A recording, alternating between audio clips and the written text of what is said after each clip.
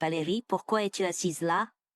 Je ne me souviens pas t'avoir invitée, c'est ce qu'elle m'a dit quand j'ai assisté au mariage de Gwendolen, avec un sourire narquois sur son visage.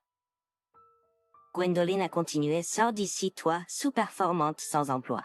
Tu veux encore plus m'humilier? Ces paroles ont éteint toute bonne volonté que j'avais pour elle. Très bien, je resterai hors de ta vie à partir de maintenant, ai-je déclaré en quittant le lieu. En sortant, une bagarre a éclaté et les gens se sont précipités, ignorant mes appels à l'aide. J'ai quitté le lieu avec Conrad. Je suis Valérie, une artiste indépendante. Conrad, que j'ai épousé il y a quelques années, est actuellement en déplacement pour le travail. Un jour, me sentant un peu seule, j'ai reçu des nouvelles que ma mère, chez moi, était tombée dans les escaliers et s'était fracturé la jambe. Bien que ce ne soit pas une blessure grave, elle avait besoin d'aide jusqu'à sa guérison. La question était, qui allait fournir cette aide? Mon père s'était récemment blessé au dos et utilisait une canne, il ne pouvait donc pas aider. J'ai pensé que ma sœur, Gwendolen qui vit à la maison, pourrait s'occuper de maman et que ça m'aiderait les week-ends.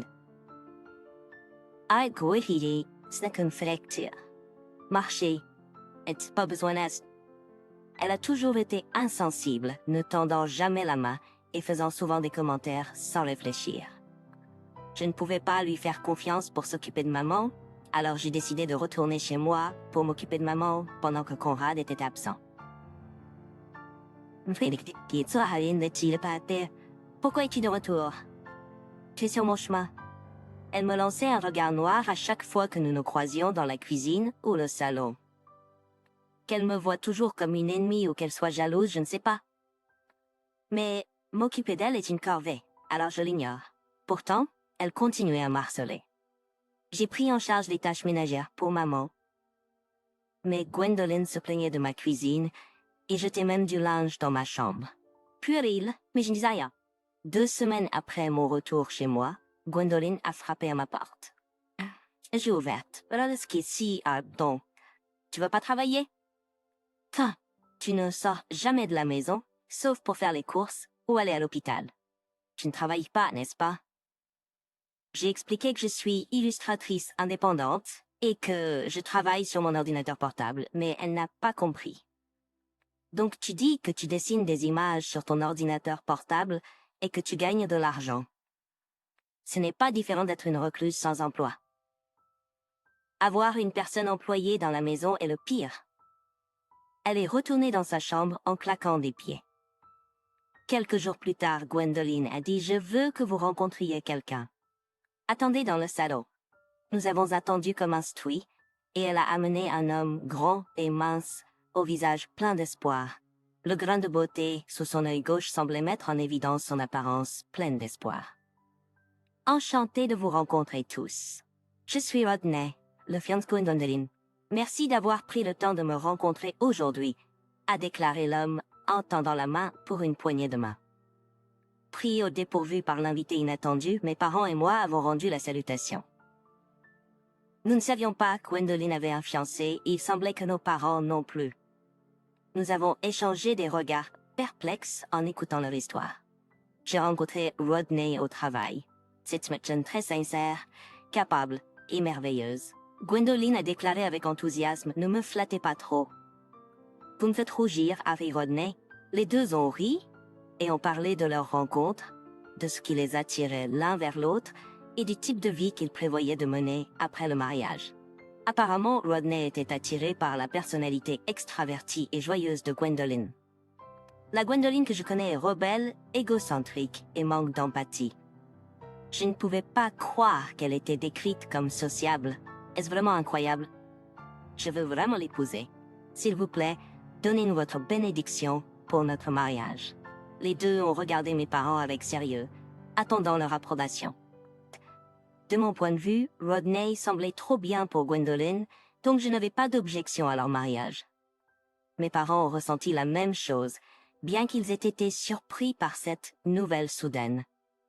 Ils ont souri et semblaient donner leur bénédiction. Après le départ de Rodney, alors que je nettoyais le thé et les collations, Gwendolen me parlait « Oh, jalouse, n'est-ce pas, Valérie ?» a-t-elle demandé avec un sourire suffisant et moqueur. « Jalouse de quoi? Je vais épouser un homme merveilleux, beau et réussi. Quelque chose que tu ne pourrais jamais réussir, ai-je répondu. Je suis pas jalouse. Je suis en fait heureuse que tu aies trouvé quelqu'un d'aussi merveilleux. Son expression s'est tordue, probablement parce qu'elle n'a pas obtenu la réaction qu'elle espérait. Elle a soupiré dramatiquement et a dit « Les collations que tu as servies à Rodney étaient si bon marché. Pensas-tu pas bu quelque chose de plus chic? Oh, tu es sans emploi, donc tu peux pas te le permettre. Si j'avais su que tu amenais ton fiancé, j'aurais préparé quelque chose de plus approprié. Oh, tu aurais dû le sentir avec ma bonne humeur ces derniers temps. Je déteste vraiment que tu puisses pas lire une pièce. » En regardant Gwendoline, je me demandais combien de temps un mariage avec elle pourrait durer. Je m'inquiétais pour Rodney. Cette nuit-là, comme d'habitude, j'ai appelé Conrad. C'est un rituel quotidien. Je me sens facilement seule et entendre la voix de Conrad m'aide à faire face. Je lui ai parlé de Gwendoline qui a mené son fiancé. « Wow, Gwendoline a un fiancé, a-t-il dit. C'est une bonne nouvelle. Oui, son nom est Rodney Blonde. Il semble trop bien pour elle, en fait, ai-je répondu. Dès que j'ai dit ça, le ton de Conrad a changé. « Attends, tu viens de dire Rodney Blonde? »« Oui, pourquoi? Est-ce qu'il y a quelque chose qui ne va pas? » J'ai demandé. Conrad a alors décrit ses yeux avec précision l'apparence, le comportement et le grain de beauté sous son œil gauche. Alors que j'exprimais ma surprise, Conrad a continué d'un ton sérieux. « Valérie, tu dois dire à Gwendoline de reconsidérer son mariage avec Rodney. C'est un escroc. »« Quoi? Tu es sérieux? » ?»« Rodney travaillait sous mes ordres, a expliqué Conrad. Il a quitté l'entreprise il y a quelques années parce qu'il escroquait plusieurs femmes et disparaissait ensuite. J'ai cherché partout pour le trouver, mais je n'ai pas réussi. Je me suis empêchée de contacter les femmes qui ont été escroquées. Assurons-nous d'abord que c'est bien lui. Je vais obtenir une photo de Rodney de la part de Gwendoline et tu pourras confirmer, d'accord? Le lendemain, j'ai demandé à Gwendoline une photo de Rodney en disant que je ferais une caricature pour leur panneau de bienvenue. Elle a râlé mais a finalement donné la photo. Quand Conrad l'a vu, il a dit « C'est définitivement lui. Le scroc Rodney. Convainc-la de reconsidérer avant qu'elle ne perde de l'argent. » J'avais prévu de le faire de toute façon. Gwendoline peut ne pas m'aimer, mais en tant que sa sœur, je voulais qu'elle connaisse la vérité sur Rodney. Je veux qu'elle soit heureuse. Néanmoins, en tant que sœur aînée de Gwendoline, je pense qu'il est naturel de vouloir qu'elle soit heureuse. J'ai immédiatement dit à Gwendoline la vérité sur Ronnie. Elle m'a pas cru. Tu es juste jalouse et tu essaies de ruiner la réputation de mon fiancé, elle a dit. Je ne le suis pas. Conrad m'a parlé de lui. Tu devrais vraiment reconsidérer. Tu seras pas heureux. J'ai essayé de persuader Gwendoline presque tous les jours, mais elle s'est mise en colère et a arrêté de me parler. J'ai même demandé à mes parents de lui parler, mais quand elle a découvert que c'était pour moi, elle a commencé à me harceler encore plus. Elle a explosé dans ma chambre en criant « Trouve un travail, toi le perdant, sans emploi ». Ou elle a frappé fort à ma porte pour perturber mon travail. Mes parents et moi avons essayé de la mettre en garde, mais elle n'a pas écouté, disant que c'était de la faute des chômeurs pas travailler à l'extérieur du foyer. Quand les voisins se sont plaints, elle a arrêté de faire des histoires, mais elle n'a pas arrêté de me harceler. Ma patience et ma bonne volonté, en tant que sa sœur, étaient parties. Certains pourraient dire « C'est ta seule sœur, tu devrais essayer plus fort ». Mais il n'y a rien de plus que je puisse faire pour quelqu'un qui ne veut pas écouter et qui me harcèle excessivement.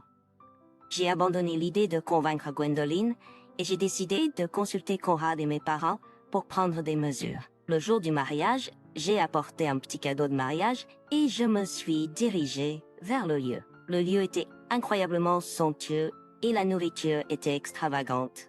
Les amis et les proches de Gwendoline étaient déjà là, en train de profiter du festin. Alors que je regardais la nourriture être apportée les uns après les autres, j'ai soudain remarqué quelque chose. Pas une seule boisson ne m'avait été servie alors que mes parents avaient un repas complet devant eux.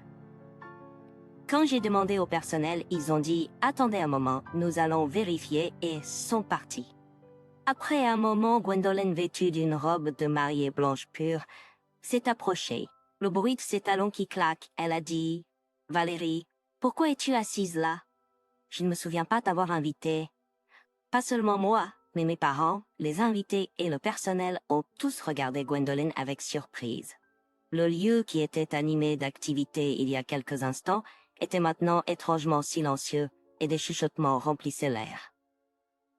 Malgré le fait d'être au centre de l'attention négative, Gwendoline me regardait avec suffisance. « Tu oses te montrer ici après avoir insulté mon fiancé. Je n'arrive pas à le croire. »« Oh, tu es sans emploi, donc tu ne sais probablement pas quand tu es impoli. » Mes parents, debout à côté de moi, ont ajouté « Arrête, Gwendoline, c'est un mariage. » Ignorant leurs paroles, Gwendoline a continué à me rabaisser. « Comment puis-je avoir un mariage si les gens découvrent que ma sœur est sans emploi? » Quitte simplement, tu m'embarrasses. J'ai soupiré profondément et me suis levée. Après avoir échangé des regards avec mes parents inquiets, j'ai croisé le regard de Gwendoline. « Gwendoline, je suis venue ici pour célébrer ton mariage en tant que ta sœur, mais il est clair que tu ne le veux pas. » Quel dommage. J'aurais été heureuse d'être bénie par quelqu'un sans emploi comme toi. Allez-y. Une dernière chose. Es-tu sûre de ne pas le regretter si je pars? Parce que si c'est le cas, nous sommes probablement finis en tant que sœurs. Couper les liens avec une sœur sans emploi? C'est parfait. Passe maintenant. Avec ça, toute l'affection que j'avais pour elle a disparu. J'ai dit à Gwendoline, très bien, c'est fini. Ne me contacte plus. J'ai entendu Gwendoline se disputer avec nos parents alors que je partais, mais ce n'était plus mon problème. Mon problème. Je sors mon téléphone portable et appelle Conrad. Tu peux entrer mes tasses. Pas besoin de retenir. Comprise. Conrad répond et appelle Kat. Peu après, un groupe de femmes qui attendaient à l'extérieur se précipite dans le lieu. Rodney Blunt, amenez-les dehors. Leurs cris en colère et les hochements de surprise des invités atteignent leur apogée, alors que Conrad et les femmes encerclent Rodney, qui semble maintenant visiblement nerveux.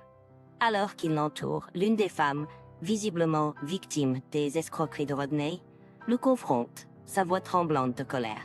« Tu pensais pouvoir t'enfuir, n'est-ce pas? Tromper des femmes innocentes avec tes mensonges et disparaître avec leur argent. Eh bien, pas cette fois. » Rodney bafouille, tentant de nier les accusations, mais les preuves contre lui sont accablantes. Les autres femmes se joignent à elle, partageant leurs histoires de comment Rodney les a trompées, laissant derrière lui un sillage de cœurs brisés et de ruines financières. Le tumulte attire l'attention des invités du mariage, transformant l'occasion autrefois joyeuse en une scène chaotique. Gwendoline, toujours dans sa robe de mariée, regarde avec incrédulité son mariage de rêve s'effondrer devant ses yeux. Conrad s'avance, révélant les informations qu'il a recueillies sur le passé trompeur de Rodney. La vérité se dévoile et Gwendoline ne peut plus nier la dure réalité. Elle confronte Rodney, la colère et l'humiliation se lisant sur son visage. « Est-ce vrai? As-tu escroqué ces femmes? » demande-t-elle. Rodney, acculé et exposé, admet ses actions frauduleuses. Gwendoline, maintenant confrontée aux conséquences de ses décisions hâtives, est laissée pour ramasser les morceaux de sa journée de mariage brisée. Les invités initialement choqués commencent à se disperser, laissant le lieu dans le désordre. Au milieu du chaos, Valérie se tient en retrait, regardant le drame se dérouler. Elle ressent un mélange d'émotions, soulagement, tristesse et une pointe de satisfaction. Les événements qui se sont produits valident ses préoccupations concernant Rodney, mais le fossé entre elle et Gwendoline reste. Alors que Gwendoline lutte avec les conséquences du scandale, Valérie décide de se distancer encore plus. Elle se concentre sur le soutien de ses parents et les aide à naviguer dans les retombées. L'expérience sert de rappel brutal de l'importance de la confiance et de la réflexion prudente dans les relations. L'histoire prend un tournant inattendu alors que Valérie réfléchit aux leçons apprises. La vie après le désastre du mariage apporte à la fois des défis et des opportunités de croissance. La résilience de Valérie brille alors qu'elle embrasse le soutien de ceux qui se soucient vraiment d'elle. L'histoire sur le web se conclut par une réflexion sur la force durable des liens familiaux et la nature imprévisible de l'amour et des relations. Alors que Valérie avance, elle porte avec elle la sagesse acquise lors de ce chapitre tumultueux, prête à affronter tout ce qui viendra dans le voyage imprévisible de la vie.